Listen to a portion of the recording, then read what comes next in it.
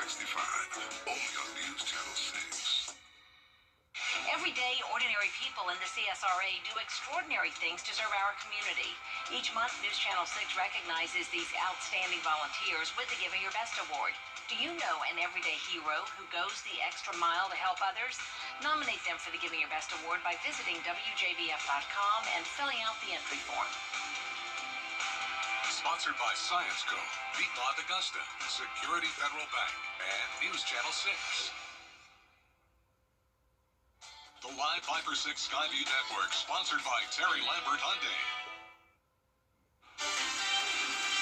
Now on News Channel 6 at 6, lanes reopened after a bridge collapse on I-20. What the next steps are in the rebuild, as your News at 6 starts now. Live from Television Park, this is WJBF News Channel 6 at 6.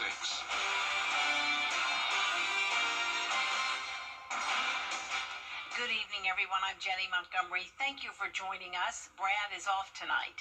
Coverage you can count on begins with an emphasis on road safety following that tanker crash in Aiken County over the weekend. It happened early Saturday morning at mile marker 13 on I-20. The crash and resulting fire caused part of the Vaucluse Road Bridge to collapse, and it closed parts of I-20 on both sides. SCDOT has since removed what was left of the bridge and reopened the interstate. Graham Lee is live now near where the crash happened, and Graham, it's now the second tanker crash in Aiken County in just the last few weeks. Well, that's right, Jenny. Just last month, another tanker truck carrying hazardous materials crashed at the Highway 1 interchange at Exit 22 here in Aiken County. Now, this latest tanker crash has sent two to the hospital and left potentially millions of dollars in damage. And I've never seen anything like it. And I'm a volunteer farmer. I have been since 1977. State Representative Bill Hickson was on the scene throughout the day Saturday as SCDOT worked rapidly to reopen I-20. You know, they got to test the temperature of the asphalt. They got to test the texture all, because that's a federal highway. And they got to make sure it's all done back to standards, because if not, they won't be able to get the federal funding to pay for what was done there. Investigators with South Carolina Highway Patrol say the 2019 tractor trailer and a 2023 Dodge Charger were heading eastbound on I-20. The Charger then collided with the tractor trailer, causing the accident. The minimum limits in our state for a car is $25,000, $50,000, $25,000.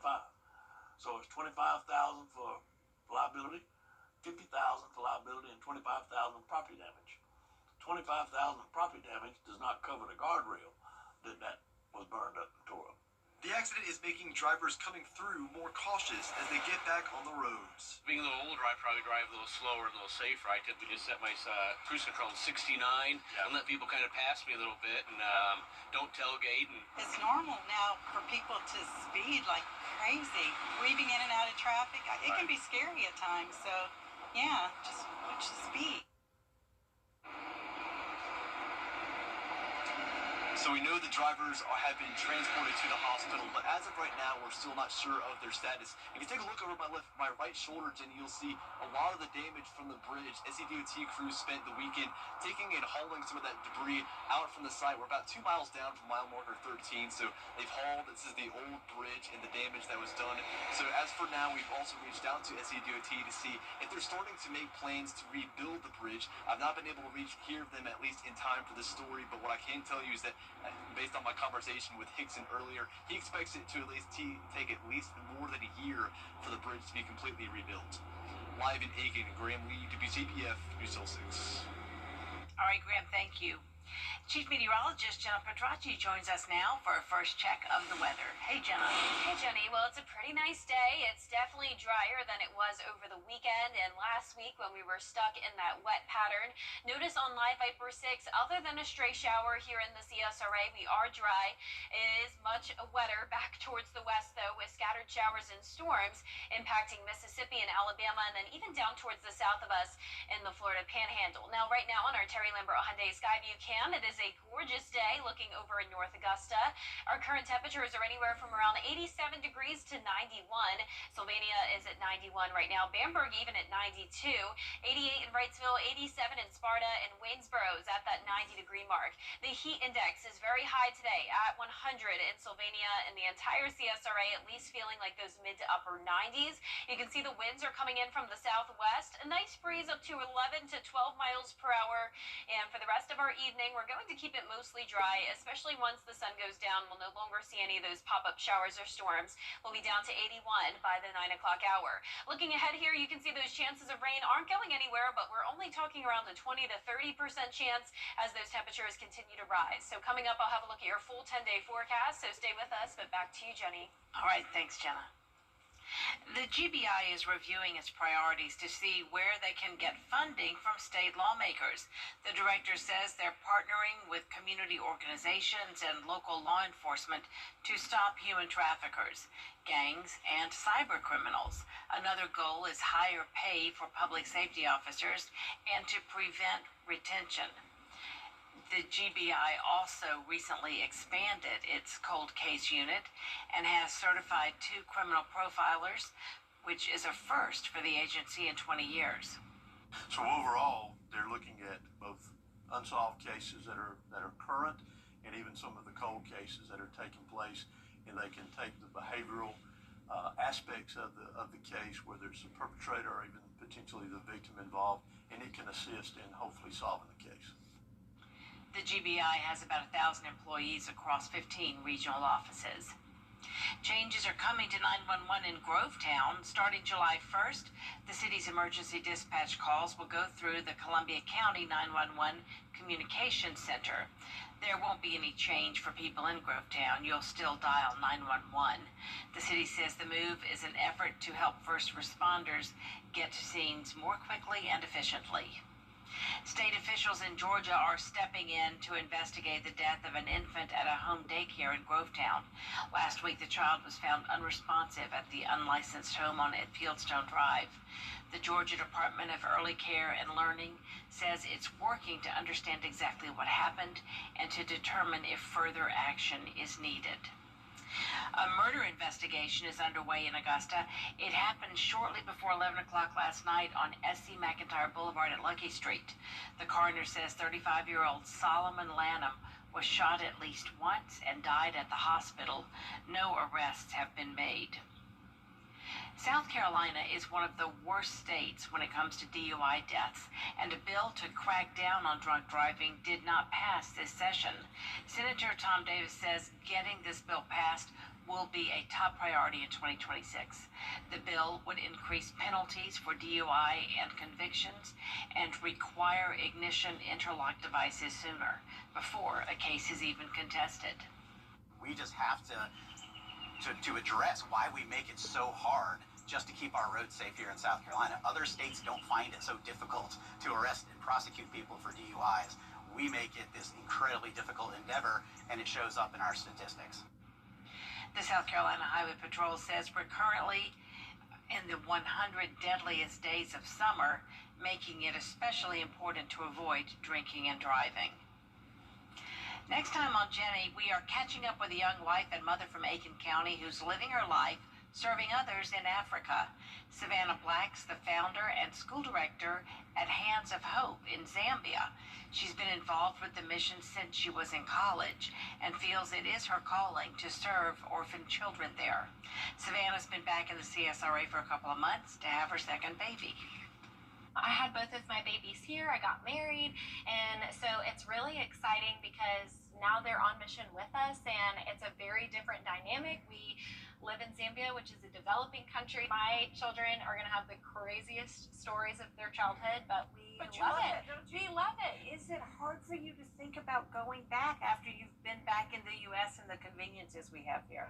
Yes, Yeah. it is hard. Yeah. It's really hard to think about some of the things that we let go of, like consistent power or clean water. Savannah tells us about the future plans for Hands of Hope, as well as the impact they're having on lives right now in Zambia. It's all coming up tomorrow at 12:30 on Jenny. Next here on this broadcast, missile strikes between Israel and Iran. How world leaders are working to ease tensions. Next. On balance tonight, as Israel and Iran. Chief Meteorologist Jennifer Petracci is back with us now. Well, it's definitely a hot Monday for us, and the heat is sticking around all week long. It will be very humid, and we'll also have those afternoon storm chances. I'll have that full by first 6 forecast when we return. Bye now, and beat the terrorists with As the weather turns warmer, turn to Riverside Heating and Air Conditioning to be sure your AC unit is as ready for heat as you are. We service all brands of equipment, and we're proud to be an elite Tempstar dealer. At Riverside Heating and Air Conditioning, we offer free estimates, and we have great financing options with no interest and low monthly payments. And we even have second look credit options for those with challenged credit. And just like Chili Willy, we have a license to chill. Stay comfortable inside with Riverside. It's back, Weinberger's annual tent sale. Find huge savings on everything you love. Furniture, rugs, mattresses, accessories, and so much more. We have your favorite brands at unbelievable discounts and styles for every space. And new inventory arrives daily. Find additional discounts on everything, up to 75% off. Shop our biggest sale of the year. Hurry, these deals won't last long. Can you save at Weinberger's annual tent sale? Yes, you can. Kelly, where do your best mornings start? What do you think? The best morning starts with Kelly and Mark. You're like apple pie in America. Weekday mornings at 9 on News Channel 6. Children First on WJBF News Channel 6 is sponsored by Bridgestone, solutions for your journey. Now, your most accurate forecast with WJBF Live Viper 6. Welcome back. I hope you had an awesome Father's Day weekend, and hopefully you stayed dry. Our southern line counties in particular got a lot of rain this weekend, and now you can see on Live Viper 6, things are looking a lot drier with the exception of this one spotty shower to the north of Sparta in Hancock County. Now, it's nice and dry with a decent amount of sunshine here on our Terry Lambert Hyundai Skyview cam in Augusta. We just have those puffy cumulus clouds with temperatures around the 90-degree mark and feeling like it's closer to 100 outside thanks to dew points in the lower 70s. We have a southwest breeze of 8 miles per hour, and those current temperatures are mostly in the upper 80s north of I-20, then some low 90s down towards the south. Sylvania and Bamberg are hot spots at 91 degrees. We have a lot more rain and thunderstorm activity to the west of us, and we have the stalled front to our north. Now, what you can't see on our map is the high pressure that's over the Atlantic. This is the Bermuda High, and it's a typical summertime pattern where this brings us that southwest wind and the chance of showers and storms every single afternoon. So the rain chances are sticking around, but it's only a 20 to 30% chance, which is a big difference from the 50 to 80% chance of rain we had pretty much every day last week. We're definitely feeling the heat as well, with low or high temperatures in the lower 90s and then eventually getting into the mid 90s, and that heat index getting as hot as around 103. Some places could even get up to 105. So for tomorrow morning, a warm and muggy start at 72. We'll climb into the low 90s in the afternoon with the chance of some pop-up showers and storms.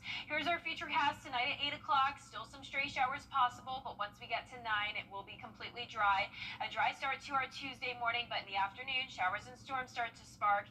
And then same thing on Wednesday. A dry start, southwest wind brings that moisture in with the showers and storms in the afternoon and evening hours. So here's a closer look tomorrow at noon. You may run into some hit or miss showers and storms, but it's going to be very isolated activity.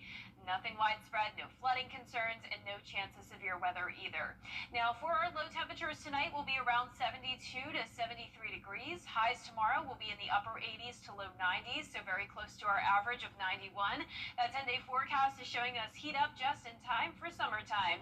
That first day of summer comes in on Friday with a high of 94. We're all the way up to 96 next Monday, with those slight chances of rain continuing into next week. Now, congratulations to today's umbrella winner. That is Cassandra Bosket from Monetta, South Carolina. Cassandra, you can pick up that Viper 6 umbrella here at the station and sign up to win yours on WJBF.com. All right, thanks so much. Coming up, Evans native and Colorado Rockies pitcher Chase Dollander making his debut at Truist Park in front of family and friends. Hear from Chase and his family next in sports. The WJBF WJBF Live Viper 6 Skyview Network is sponsored by Terry Lambert Hunting. Low prices, big selection, and committed to quality customer service. Now, WJBF sports coverage you can count on. Well, Saturday's Braves game against the Colorado Rockies was a full circle moment for Evans native Chase Dollander. The Rockies starting pitcher made his Truist Park debut in front of over 30 friends and family. From Greenbrier High School to playing at Tennessee and now pitching in the big leagues, Chase Dollander has achieved his lifelong dream. Super proud. He's worked very hard, and he's given up a lot of free time to be able to do it.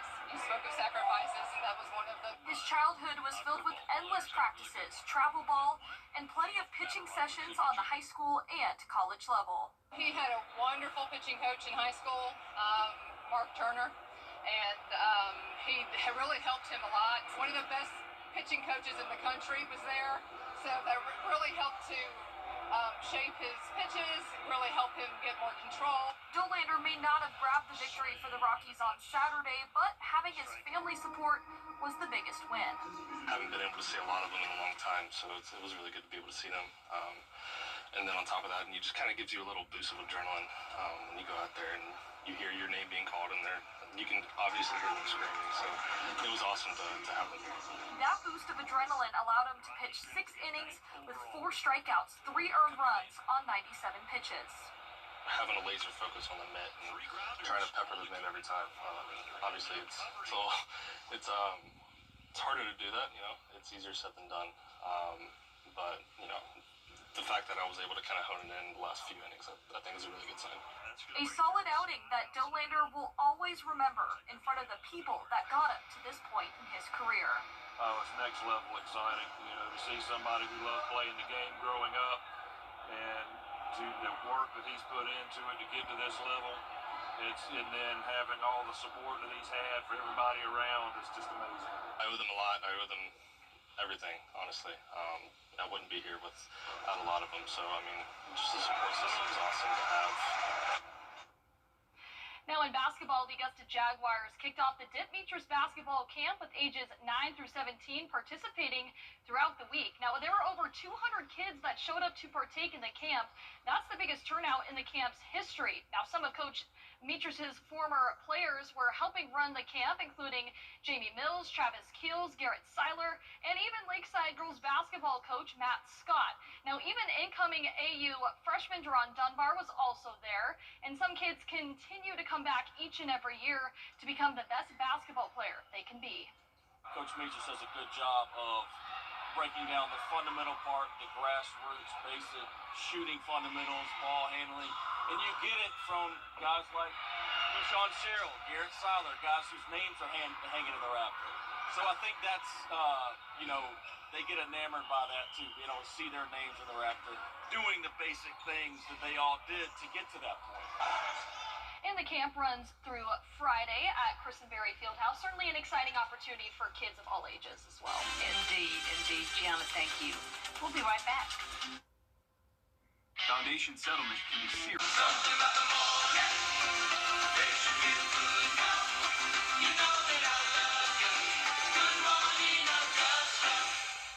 Don't ignore the signs of a settling foundation. Our 10-day forecast is showing those daily chances of rain and storms. Just a 20 to 30% chance, though, and high temperatures are staying hot, low to mid-90s over the next 10 days and lows in the low 70s. Tomorrow, we'd like for you to take part in our Giving Your Best blood drive here at Television Park. We are teaming up with Shepherd Community Blood Center. The mobile bus unit will be in our front parking lot on Augusta West Parkway from 6 a.m. until 6 p.m. There will also be a special raffle giveaway. It's so important to donate blood during the summer. People go away on vacations, and supplies can run low. And remember, every time you donate, you save 3 local lives. Wow. It's always nice to see people who come by, too. Pop your head in the bus while it's out there. Yeah. Say hey to the folks who Absolutely. drop really by to nice. donate. Really nice that it's at our station so we can see as well. That's right. And we thank you for joining us tonight. That is our report. News Channel 6 continues at 7 o'clock, right after World News Tonight. Then we'll see you again for News Channel 6 at 11. Have a great evening.